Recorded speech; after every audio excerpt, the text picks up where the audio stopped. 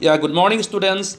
Today's discussion on tourism principles and practices will be on definition of a tourist and different types of a tourist. A person who is supposed to leave his or her hometown on temporary basis for the purpose of seeking new experiences, have fun and entertainment, doing sports, and enjoy cultural and historical places, etc., is basically called as the tourist. Tourism, as defined by the Swiss professors Hunziker and Kraft, refers to the movement of an individual from his place of origin to any other place, basically for leisure and pleasure purposes, and then again back. And it should not be connected with any remunerative activity, and it should not harbor the intentions of setting up a permanent residence at the place of visit. Moreover, it should not be connected with any business transactions.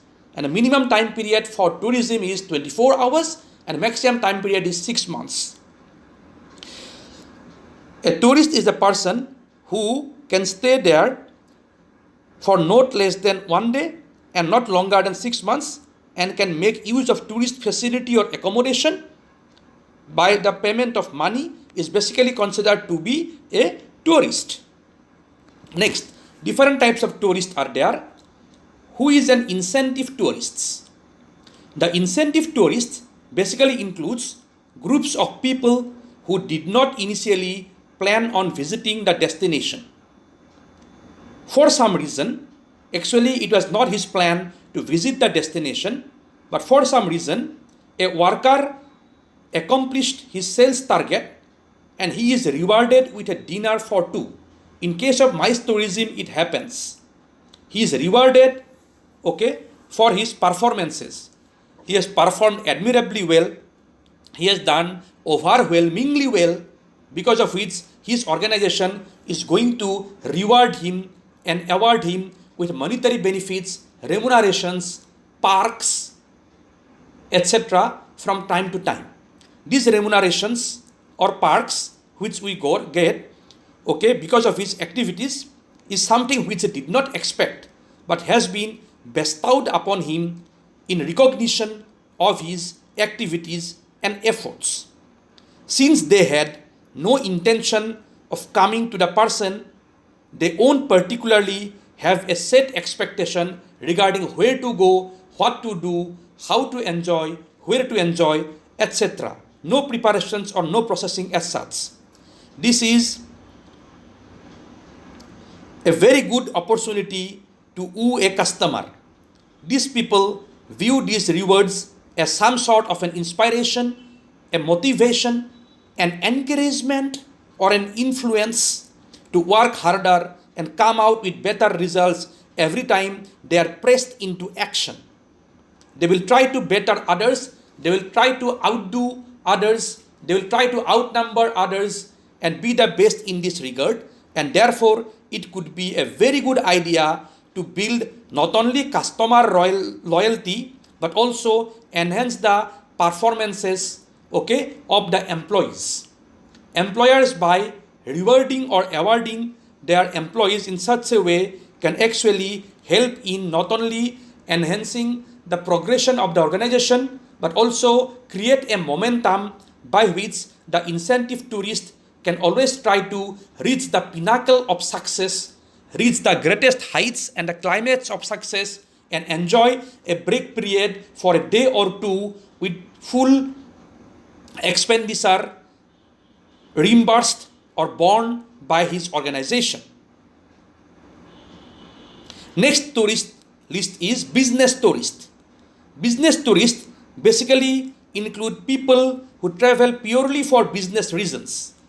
If anybody manages an accommodation service and want to lure business travelers, then providing them with conference rooms is the best possible way.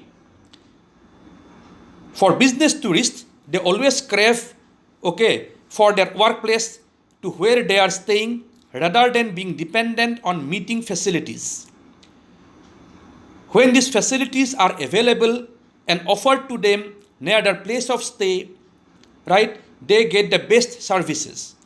They should get water and juice in the room, lunch at a specific time, and any other service they might require.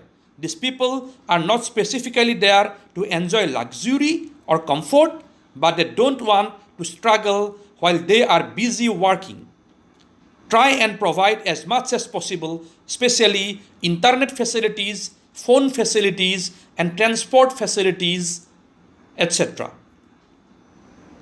There is another type of tourist called as the leisure tourist, who are basically for leisure and pleasure purposes. This group basically is on a holiday mode purely for relaxation and luxury. When accommodating some of these travelers, it would be a golden opportunity to upsell all the services your business provides. If you don't have a spa or relaxation facilities, then this type of tourists are going to get demotivated. These visitors should get enough information of where they should find them, because these people are basically for the purpose of leisure and pleasure. They won't beat around the bush and they want answers clearly, and they would only go to those places which can provide them with ample scope for relaxation and recreation, from where they can derive amusement and entertainment and spend quality time with their family, friends, near ones, and relatives, so that they are totally away from their work schedules and they are ready to take a break. Even they would prefer drinks to be served by the pools.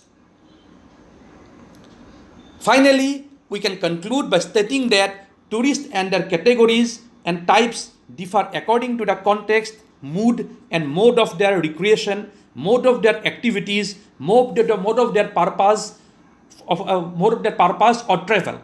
Not all are same. Some are there for leisure purposes, some are there to make business and create business, and some are rewarded for their business, rewarded for their achievements, and which is acknowledged by their parent organization.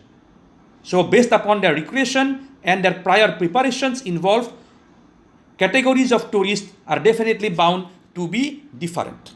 Thank you.